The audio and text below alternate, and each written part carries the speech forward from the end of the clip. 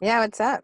Chill. Welcome back to PoPolitickin.com, your home for self-help meets hip-hop. Make sure you check us out on Spotify, Apple Podcasts, YouTube.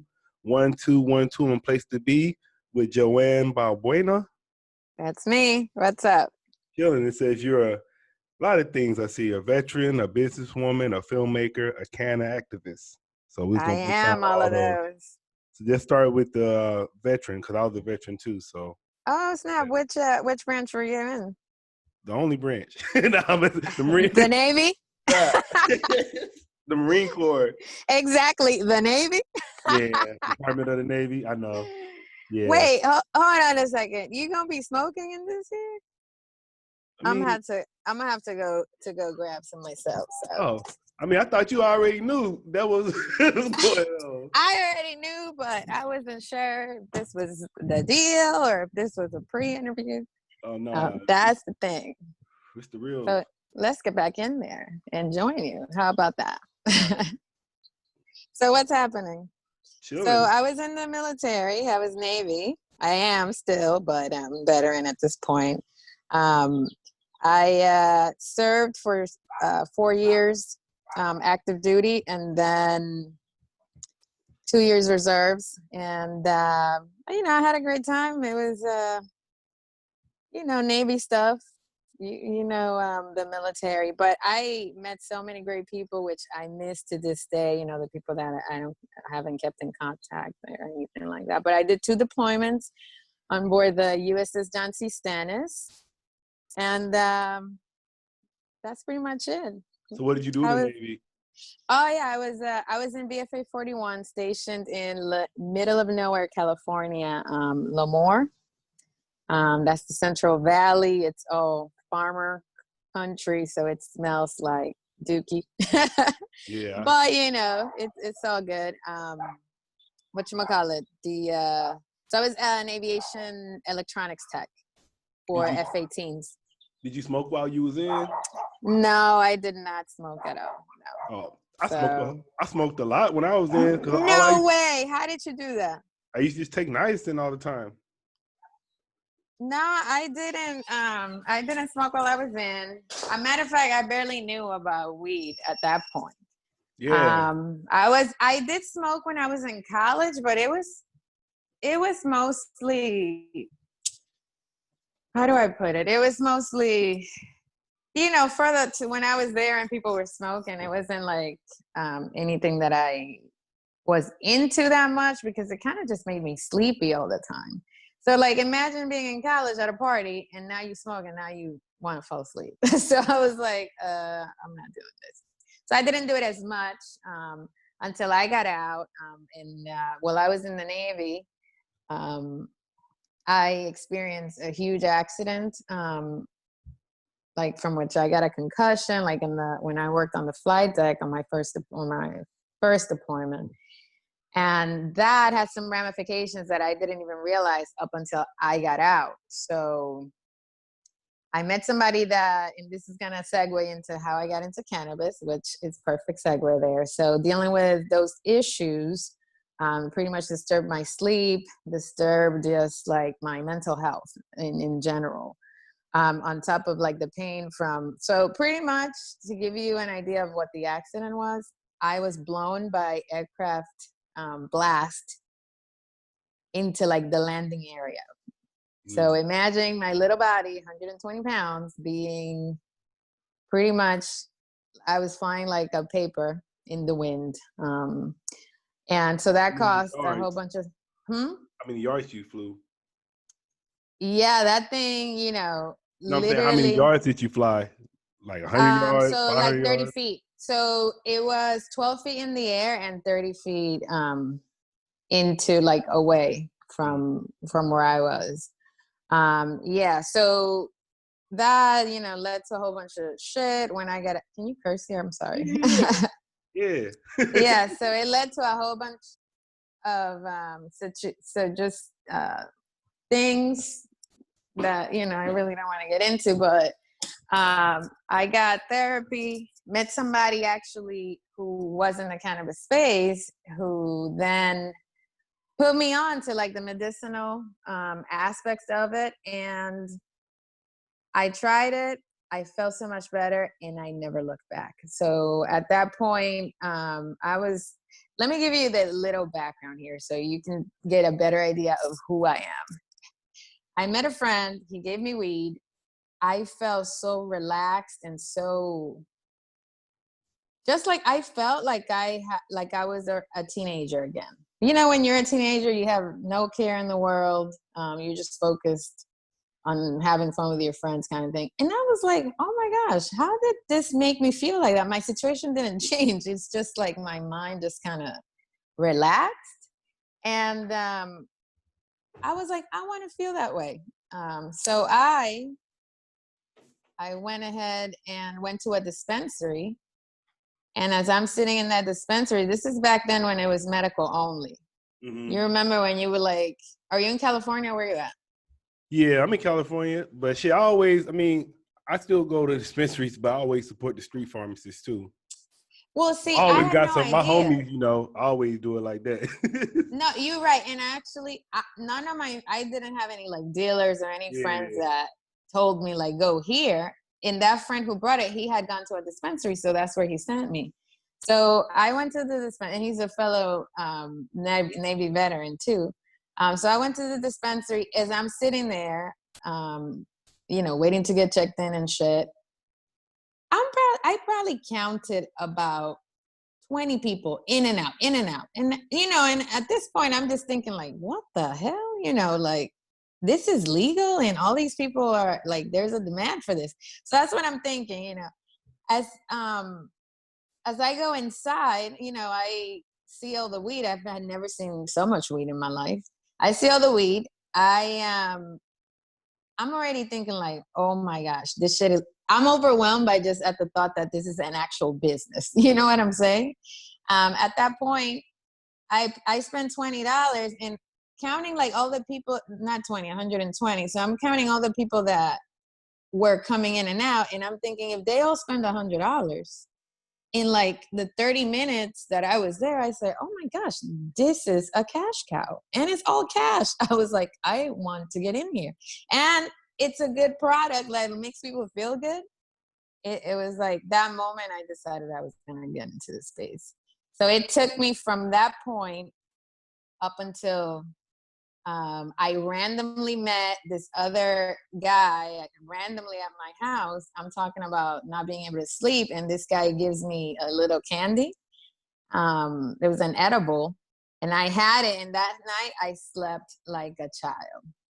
And then that's when I hit him up. I said, excuse me, like, how did you get this candy? Like I said, I started questioning him and he's like, oh, guess what? I'm looking to start an actual legal business. I'm getting a license.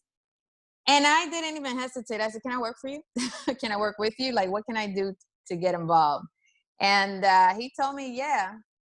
At first he didn't pay me or anything. So I worked for free while having I was actually working for the Navy as a civilian at that point. And eventually when he said, come work for me full time, I went and never looked back. Eventually worked with him in partnership to start my own business. And here we are today. So what's your business? So I'm an entrepreneur. I have in the cannabis space, I have two businesses. One that it focuses on licensing acquisition and compliance management in California. And now we're looking into getting into other opportunities in other states. And I'm focusing on helping people of color to do so. So my business focus right now is to get us in the legal space, compliant and carefree. Now, my other business is a media production company and tech entertainment. So with that one is where I have my brand Cannabis.synergy. And what we do is we create high quality content for the space. And now we're looking into creating virtual reality experiences with our content. So that's where we are. And that's in essence my business in the cannabis space. Outside of the cannabis space, I So I'm originally from the Dominican Republic, and my family owns a food production company, which I helped found. That was the first business after college that I helped found. And that is just a meat production and manufacturing company where we sell specialty meats all over the East Coast, Palenque provisions. My cannabis businesses are Balbuena Consulting and Synergy Studios. It's the content creation part. But yeah. I'm about to hit you like your friend. I want to work for you. She kind of work for you. I'll Hey, work let's for free. talk. Like 2 weeks, I'll work for free. Then I'll be looking for some money. Right? I would say my but actually I gotta shout out my boy because I actually trying to connect y'all. He has a podcast called Color Cash Cannabis, and he's been Color Cash. I think I've heard of that one. Yeah, I say at least starting like Is 5 he on years. the East Coast? He's in Atlanta. Oh, and then okay, yeah, I knew it. I've heard of them before. Or North Carolina, yeah, so. But he's been doing his brand for a while. But what he covers is he covers the fact that it's not really equal with people of color. Right. And I remember this back. He covers the social equity aspect. Yeah, because I remember California. Like I've been seeing this for it's been going over dispensary for a while. It's been but I noticed all the dispensaries are white people running most of the time. 100%. But let me tell you something. Personally, I think the problem is that most people of color like to go through the social equity programs, which is pretty much, I don't want to call it the affirmative action type of concept for cannabis. Look, here in California alone, I have been able to obtain 6 licenses for a person of color. So, and without going through, the state wanting us to report that this is a Black-owned business or see if we were, this is just doing the application process, getting the finances in order, and following, compliance at every step of the way, without, having to wait in line or pretty much conform to whatever process and waiting periods that these people want to do for us, which they're not doing for the regular folk that's applying.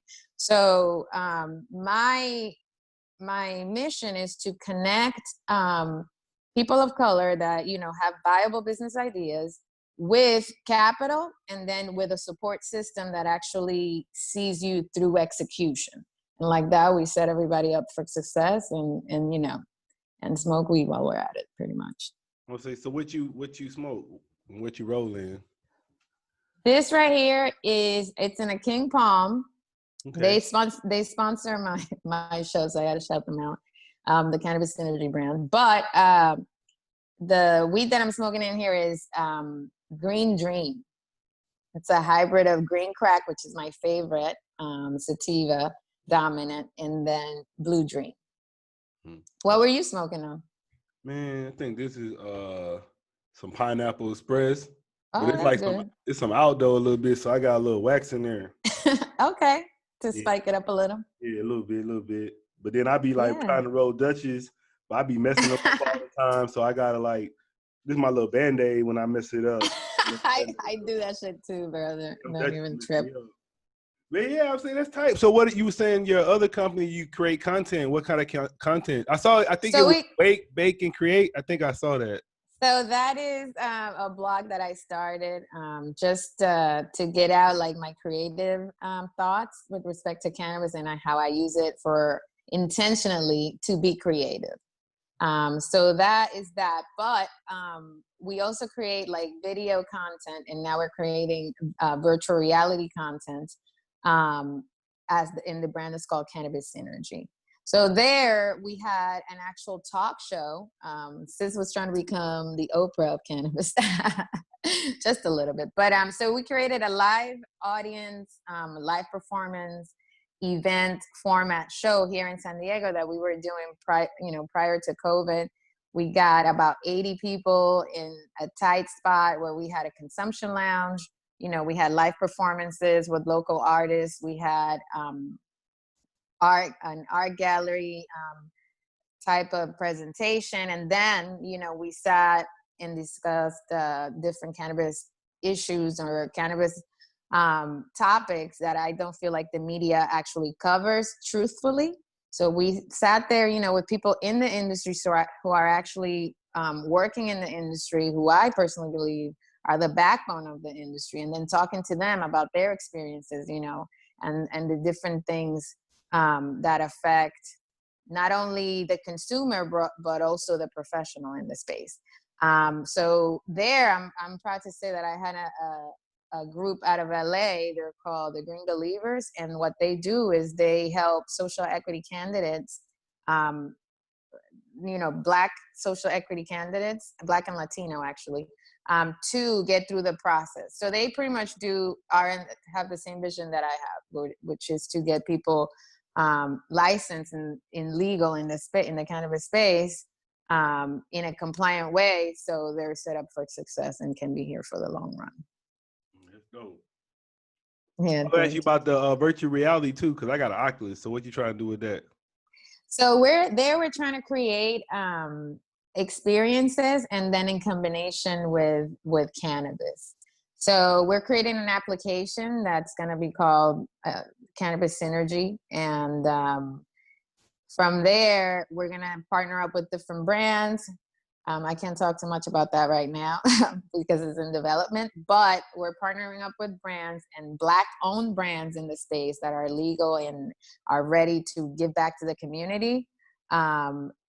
We're creating experiences that cannabis will enhance. So they're multi-sensory. So get ready for that. So if you got your Oculus, you're going to be ready. So we have, right now, we are, you know, pitching to our investors and trying to get the funds to get the application completed. So that's coming soon.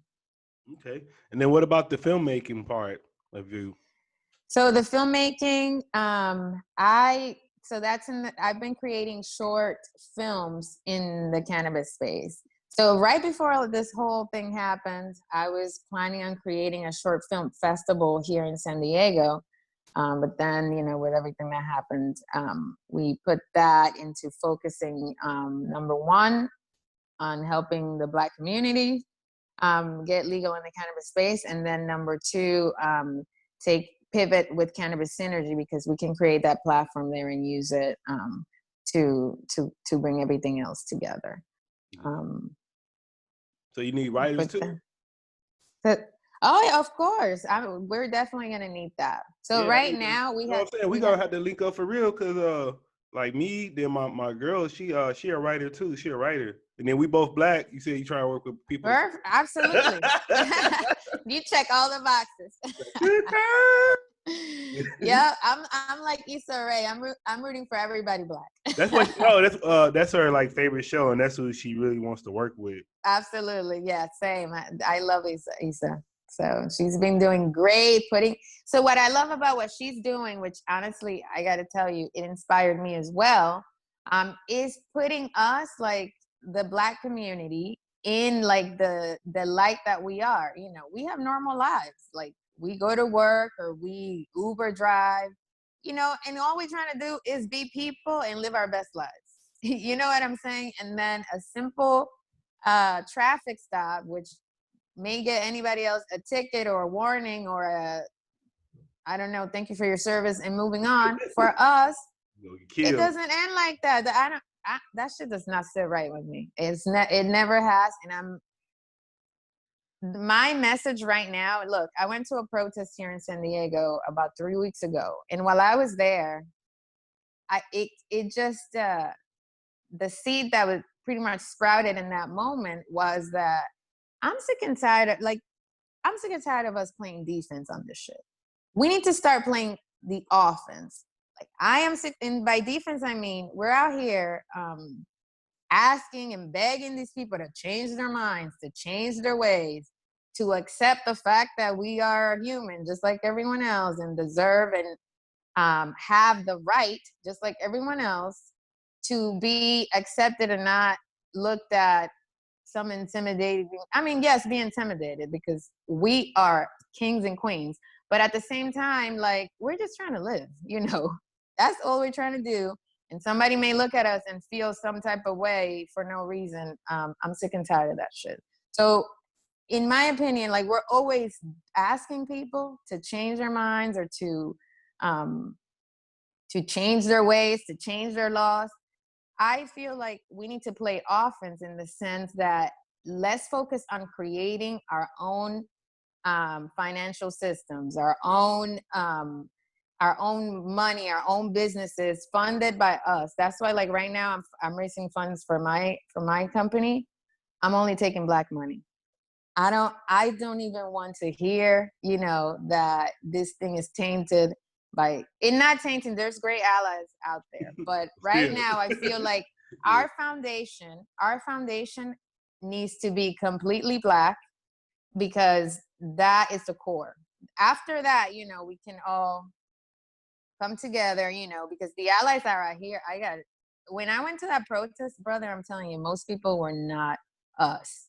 I know. Most people were Hispanic, were white people chanting the shit out of some Black Lives Matters, chanting, demanding for justice and screaming at the top of their lungs. I'm so proud of this generation. I'm so proud. I'm super freaking proud because they're out here and they want equality for everybody. You know what I'm saying? If it's a Chinese person, they'll be out there doing the same thing. Fortunately, they have our support as well, of all races and of ages. These people are so young out here. There's young people with their young kids out here marching, and requesting begging, not begging, but demanding justice, for these people, and for our people, and for radical change to happen. So I'm all about it. Yes, I'm in Oceanside. What part of San Diego you from? I live in Chula Vista. Okay, so what? All the way south. You heard about that lady in La Mesa?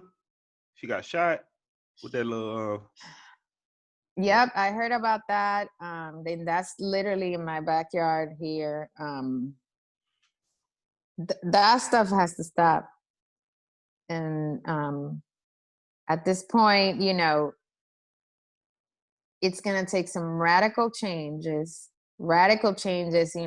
from the inside out, because right now it's imploding and everybody's reacting. And I think it's going to take a while it's going to take change in order for this generation, and for us to back down. That's all I got to say about that. And that area of San Diego is, known, for the racial tensions. So hopefully, things start changing in that area as well. So Yeah, I've been saying. I know. I was reading about Angela Davis. I read her autobiography one time, and she used to live out here, and she was saying like she was going through it with the cops, and that was like 70. Oh yeah. Yeah. Absolutely. Fortunately, I'm not gonna lie to you. I have not had any encounters with the police in this area, or in San Diego at all. But I do know people that have. Matter of fact, when this all was happening, I know somebody who posted a video of how he literally was just standing in a corner waiting for a friend. And this cop comes and he's like, "What are you doing here?" And the whole thing ends in an arrest. The friend comes and he's like, "Hey, he's waiting for me. Like, what happened?" Talking about the black dude, that dude. I The saw black that dude, in the you Jersey. saw it. I saw it. Yeah. That's ridiculous. Yeah, it's almost like, that's why, tell you the truth, it's sad, but that's why I don't even like just be outside like that. Like, I just know I gotta Right? Dude, I be sad as shit sometimes when I see business. people just outside chilling. I be like, man, I can't be like that. You like, silly. They think you trying to sell drugs or all that kind of shit. Why you Yeah, I'm telling you, I go outside for business purposes. Yeah. When I, especially after this COVID shit, I'm inside of my house. That's where my entertainment is. That's where my peace and sanity is. Outside of my house, can I get this money? Moving on. All right. So what it was talking about the process of curating.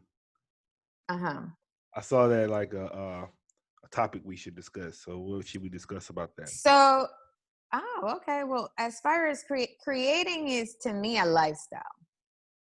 That's the way that I see it. So in my creation, my creative process, I include cannabis intentionally for that purpose. I actually keep a cannabis diary to keep track of what ideas I came up with under which strains. And if and then how, like, creatively, how I felt once I took that. And sometimes when I want to go back to that feeling, I hopefully try to find the same strain to see if it happens again. So since I do it intentionally, usually I prepare kind of like my mind for that. And I've had a lot of success with that. But also, I gotta step my game up. I ain't got no cannabis you diary. should.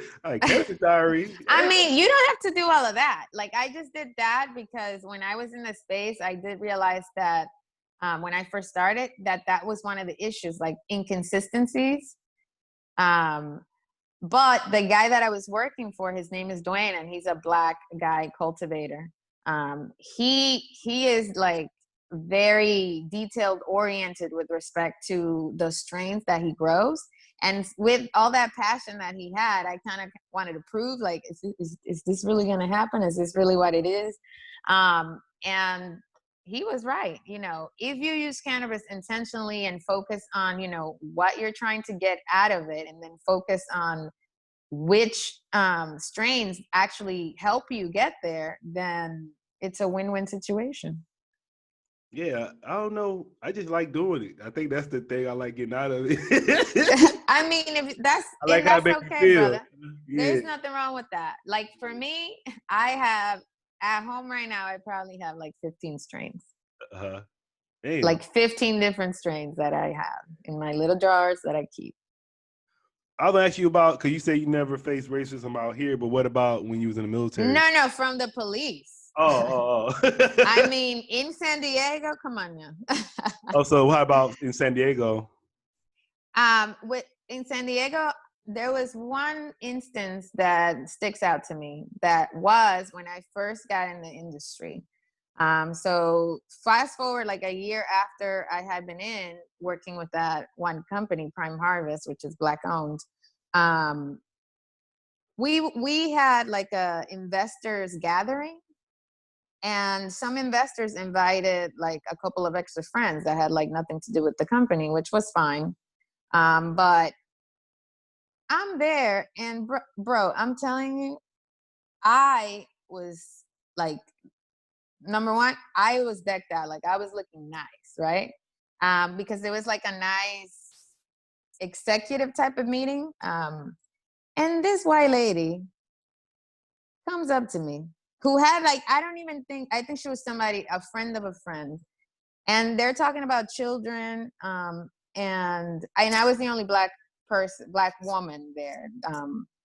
This woman asked me if I was the babysitter. There weren't any fucking kids there, first of all. So she asked, and who are you, the babysitter? And I was like, I'm sorry, what? And she's like, do you babysit their kids? That's what she asked me. What? That's what she asked me. So what did you say? I said, no, I babysit this millions that this company's making. That's what I said. And then I walked away. I was like, what the fuck?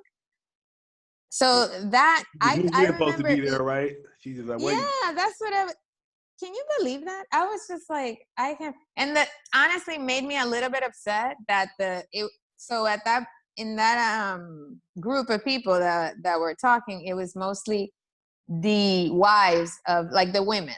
So in the group of executives, I'm the only female, but you know, the women were there. So I kind of didn't want to be standoffish or anything like that.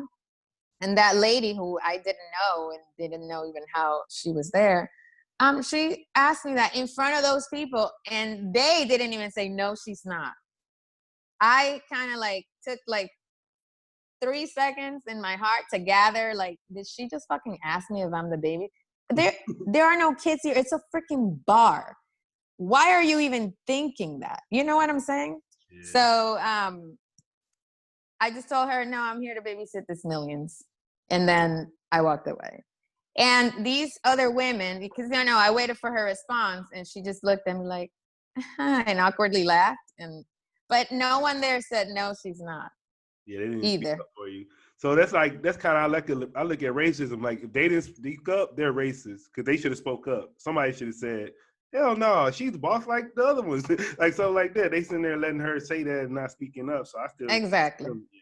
And mind you, those people weren't white; they were Mexican. Oh, yeah. I don't know. She probably, So that's the great. lady who said it was white though. Mm. And let me tell you, I came back to my house and I was so angry that it was late. I literally went to the gym to just like, that's how upset I was. Mm. And then I was just thinking like, why am I so freaking upset? And I'm like, because at first I was like, maybe I'm letting that get to me, but I'm like, dude, like seriously, that's hella disrespectful. Yeah. Not just for Like you that said, you was ignorant already dressed lady. up too, so she should already look at you like you dressed up. So it's like, yeah. And well, it is what it is. But that literally just gave me the motivation to start my own business. So thank you, lady. So shortly after that, I started my own business with consulting, the Balbuena Consulting, and started getting my own licensing applications and getting candidates, people that needed the licenses connected with funding, and then moving on forward and stacking my license portfolio. So thank you, white lady. I forget your name. Actually, I don't remember or care to remember. But definitely put that fuel. I went to the gym angry, like thinking like, what the hell? Like, what's a girl got to do to look like the part? You know what I'm saying? So I'm there sweating my ass off, and then I come home and I was like, you know what? I'm going to start my own shit. Shortly after that, nobody stopped me, so I did. Then I've been asking all the guests, what's a good way to flip a G right now? To flip a G. Honestly, I would say to invest in yourself. Like, I think that's the greatest ROI you can get. If you're looking to just get money right back right now, the industries that are unstoppable right now are the virtual reality industry. Everybody that's pivoting to something digital right now, it's winning because everybody's throwing money at that. But to flip a G right now, if I had $1,000 and I was somebody that doesn't have my own business or don't have anything that I call my own, I would invest it in learning about something that I'm passionate about. Because what I'm telling you right now, that is the thing that helped me in the cannabis space, was my discipline in learning about the industry. The first thing that I did was, and still do to this day, is read the news, look at companies, what problems they're having. Let me give you one exercise that I do every morning is when I see a company, an article about a company that's struggling, I start thinking in myself, I force myself to think how to solve that problem. Mm. Because guess what? If these motherfuckers tap on me like, hey, can you help us with this? I'll be ready. And when preparation meets opportunity. What news channels do you, what like websites? I get, Medium. I'm signed up for them. So they send a lot of like really smart information about business, about self-development. But all of the ones related to cannabis, I'm signed up.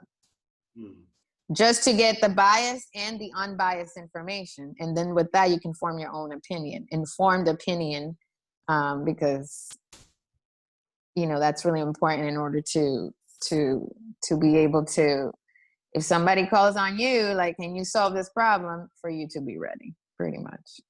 All right, but you already gave us a couple of stories about yourself, but just give us one more interesting story. One more. In what context? Whatever. Whatever you want to share. Let's see. I can't think of anything right now. Help me out. In the Navy? I got capped in the Navy. You a captain? I got capped, which means that advancement program where the CO just advances you on the spot. Did you guys have that? Yeah. So I that happened to me, and the story actually behind that, I was not expecting it at all. So they had us all information, in order to hear the CO talk, but I had no idea what the hell it was about. So I zoned out. Like, I'm there standing at attention or whatever the case may be, and zone out. And all of a sudden, I just hear Balbuena. So my full name is Balbuena Mendez. My last name is too Balbuena Mendez. So I keep hearing kind of like in the background, Balbuena Mendez, front and center. But it sounds like far because I'm not paying attention. And then the CEO comes up to me and he's like right in my face right here, Balbuena Mendez. And I kind of like woke up and he's like front and center. So I'm thinking I'm going to get in trouble at this point. And so I get front and center, and then he calls like 2 other people, and I'm just like, what is happening right now? And then he's like, announces that I've been promoted. So along with those other 2 people that were there, but yeah, that's my little story. I don't know why that came even to mind, but. All right. Well, I want to say thanks for coming through Politickin with me. Yeah, thanks for having me. This was super fun, and I would love to stay in touch. I said, I'm about to get a job. Shit, we about to, I got writers, everything. Let's get it. Money. I'm in San Diego For too. real. Yeah, you about to Absolutely. You want to give them, what's your social media? Yeah, so follow at cannabis.synergy and also at boycott shitty weed. That's the boycott shitty weed is my creative lifestyle brand. That's where I have the blog with Wake, Bake, Create, Repeat. And then we also have apparel and just accessories for the cannabis space. So what is shitty weed to you? Shitty weed is low quality weed, dirt weed. But I'm glad you asked, by the way, because what I mean with boycott shitty weed is what I said earlier, you got to place emphasis on the quality so you can use it with intention, to get the results that you want from the plant. So the message is use the plant, don't let it use you, kind of thing. So you don't abuse it. And then use it. Then the fact that weed is kind of like the derogatory name for cannabis. You know what I'm saying? So at the same time, I'm saying boycott weed and start using cannabis because that's the name that doesn't have stigma. So like if you say, oh, I'm going to consume cannabis or I'm going to smoke some cannabis, somebody will probably be like, oh, okay. So if you say, let me go smoke some weed, they'll be like, oh, look at this pothead type shit. I got start saying cannabis. You don't have to. I mean, nobody gets offended. It's just, educating people. I'm about to partake in my cannabis consumption. Exactly. when you smoke cannabis, then you're a connoisseur. All right. So it's just, it's just to have fun. But I love weed. I love cannabis, whatever. It doesn't matter. As long as it's high quality. The shady one, we boycott that one.